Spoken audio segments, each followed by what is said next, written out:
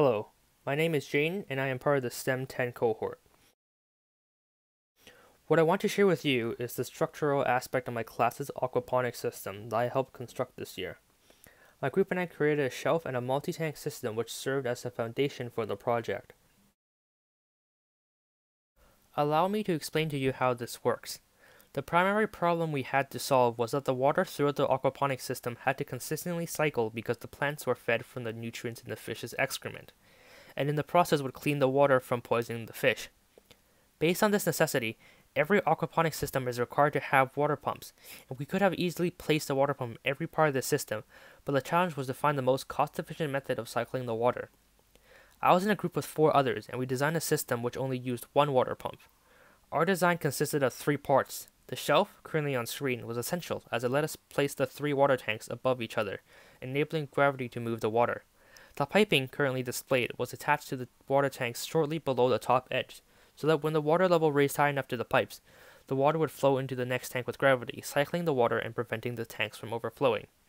The piping system continued until the lowest tank, where instead of going to another tank, the pipes went into the sink to prevent the whole system from flooding. Lastly, the water pump, which is placed in the bottom tank, has a plastic tube that goes into the top tank, refilling the whole aquaponics system. The reason I like this project experience is that it was a class effort, and it was fun to see the whole class through the different groups work together on one singular product. The biggest thing this taught me about science is the bonding of atoms that make up everything. Before I did the research for this project, I knew of 2 ways that atoms could be bonded together, but I never delved deeper into the topic. Through this project, I learned that there were instead 3 methods of which atoms would bond: ionic bonds, covalent bonds, and van der Waals bonds. The ionic bonds are the strongest as they are formed when the valence electrons of one atom transfer to another atom, completing the outermost layer of electrons with 8 electrons and forming a molecule. Covalent bonds are the weaker counterpart to ionic bonds and are formed when an atom shares its valence electrons with another atom, which also leads to a molecule. In covalent bonds, the shared electrons are not shared equally, which leads to a molecule having partial to full negative or positive charges at different ends, which leads to van der Waals bonds, when the molecules stick together due to the previously stated charges.